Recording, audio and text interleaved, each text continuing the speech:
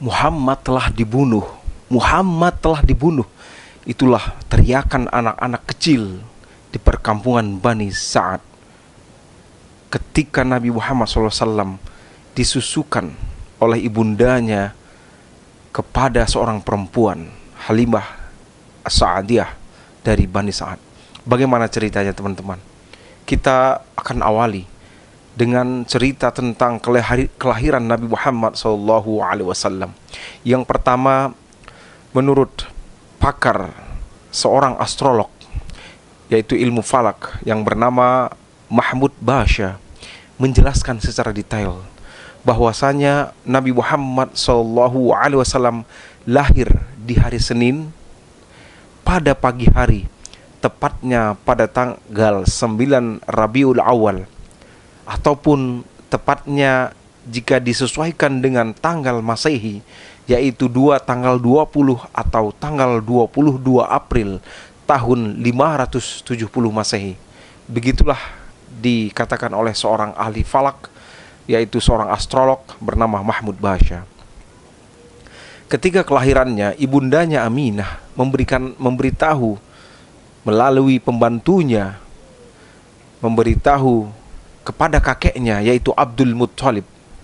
Dan pada saat itu yang memberi nama Muhammad adalah Abdul Muttalib atau kakeknya sendiri.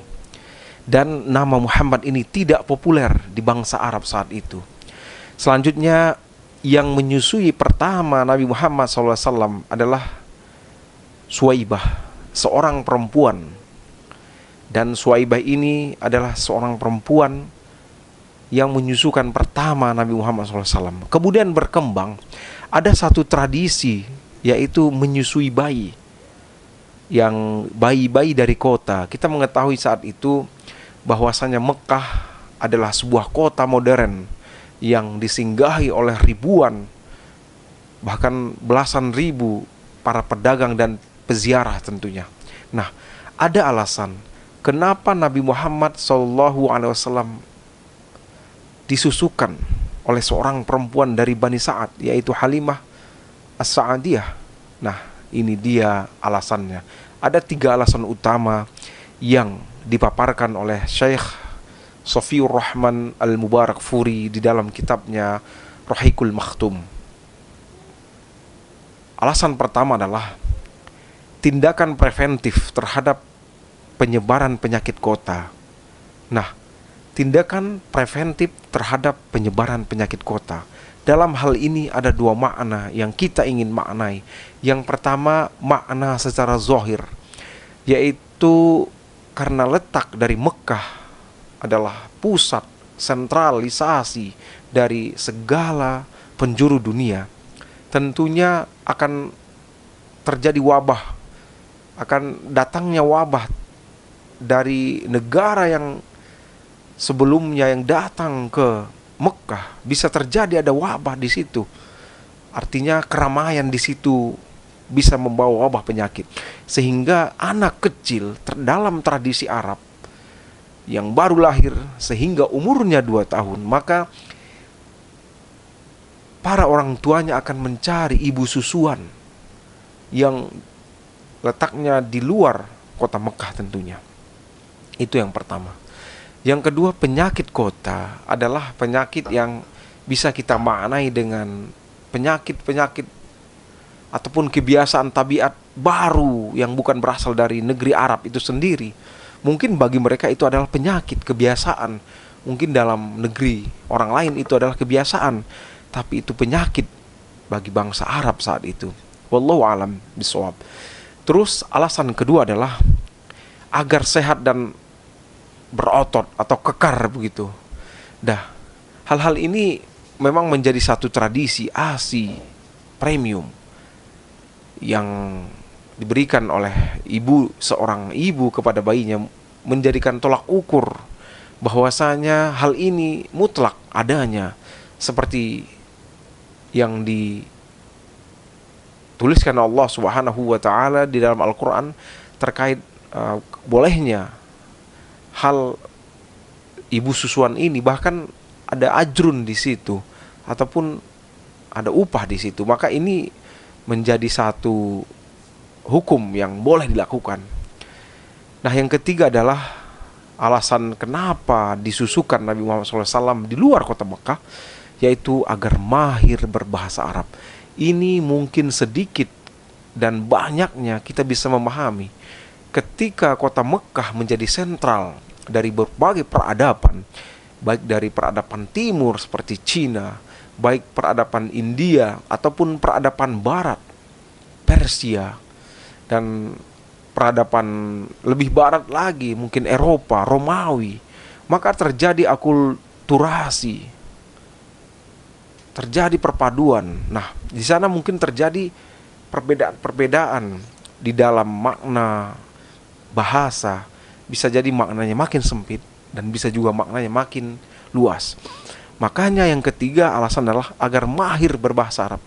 Maka bayi-bayi ini dipindahkan ke luar kota Mekah. Nah, pada dasarnya setelah perjanjian antara Abdul Muthalib ataupun ibunya Aminah Nabi Muhammad SAW dengan Halimah bintu Sa'diyah, itu sebenarnya 2 tahun.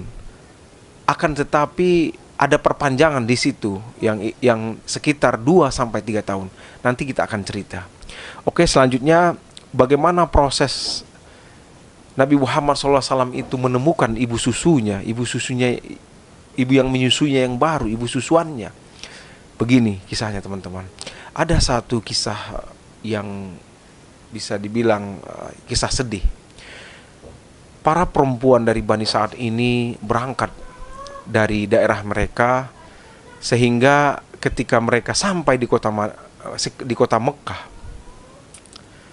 mereka itu mencari seorang bayi laki-laki yang orang tuanya itu adalah orang tua yang kaya raya. Karena tujuan utama mereka tidak lain dan tidak bukan adalah untuk ajrun ataupun mencari materi. Itu yang pertama.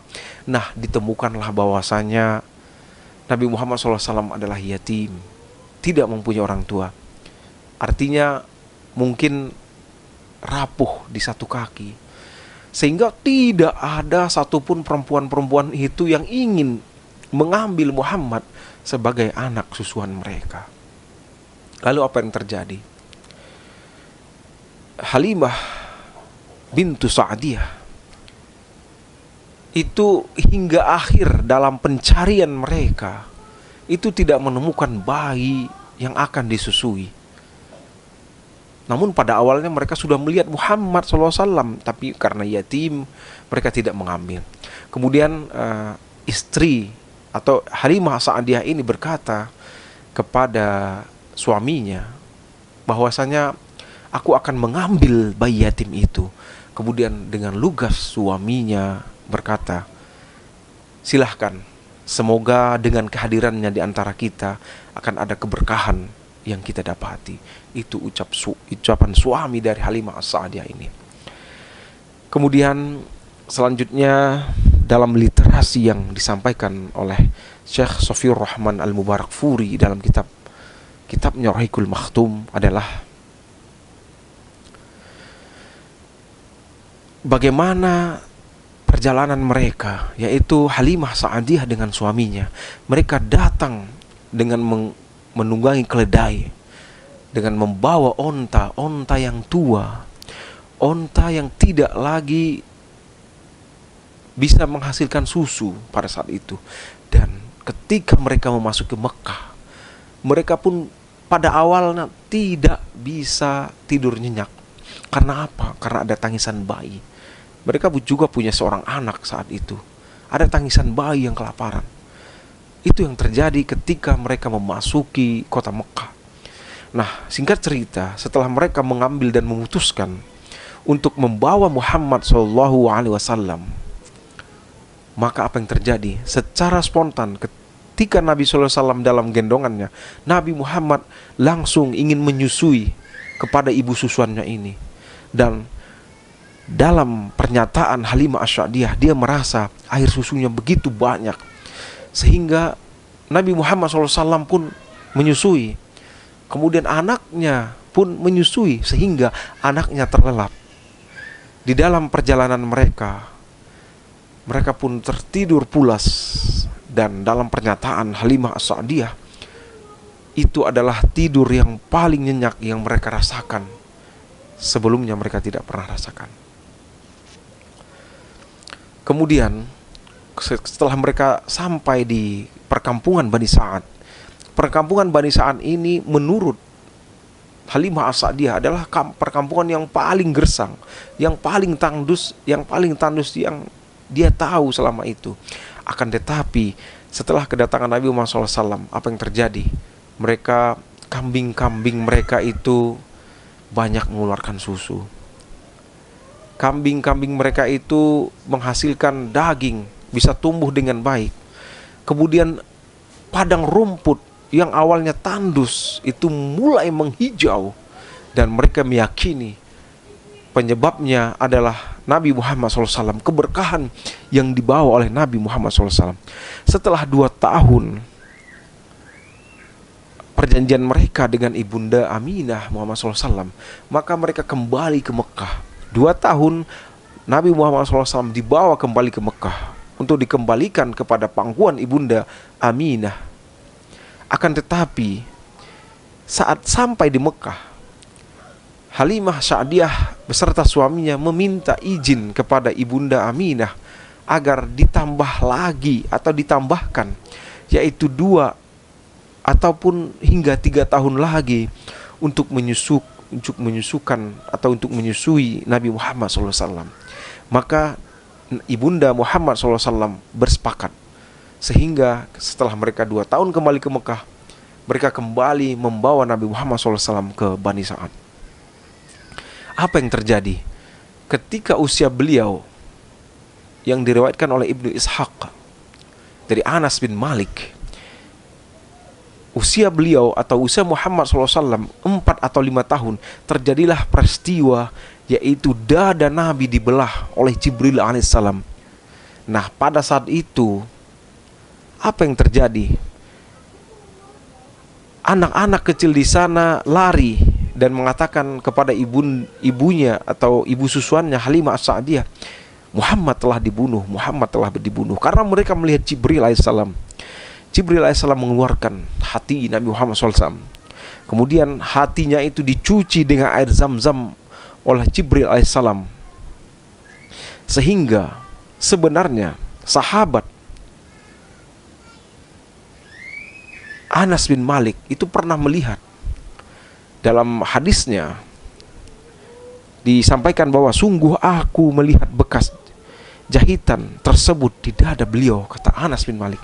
Mereka sahabat, mungkin puluhan tahun mereka bersama dalam peperangan dan sebagainya. Anas bin Malik melihat bekas jahitan itu. Nah, kemudian karena ketakutan peristiwa Nabi Muhammad SAW didatangi Jibril, dan anak-anak teman sebayanya yang lagi bermain itu teriak dan lari ke Halimah As-Sa'diyah. Nah, maka di usia sekitar 5 tahunan Nabi Muhammad SAW dikembalikan ke pangkuan ibundanya Aminah di Mekah. Nah, di dalam kisah sirah yang mu'tamad itu dijelaskan Nabi Muhammad SAW itu usianya ataupun bersama ibundanya di usia 6 tahun 1 bulan bersama ibundanya. Artinya jika seandainya Muhammad SAW dikembalikan pada usia 5 tahun, maka Nabi Muhammad SAW hanya bersama ibundanya 1 tahun dan 1 bulan. Maka secara moralitas ibundanya mengajak Muhammad SAW berangkat ke Madinah untuk mengunjungi keluarga mereka di sana. Nah, namun saat kembali dari Madinah, di tengah perjalanan ibundanya wafat, dan usia Nabi Muhammad saat itu adalah 6 tahun 1 bulan. Demikian sejarah singkat ini sebagai prolog dalam kisah Nabi Muhammad SAW yang begitu penuh makna. Akan kita kaji ulang, akan kita bacakan ulang, dan kita ceritakan ulang tentang kisah-kisah menarik dan penuh inspirasi selanjutnya. Demikian. Assalamualaikum warahmatullahi wabarakatuh.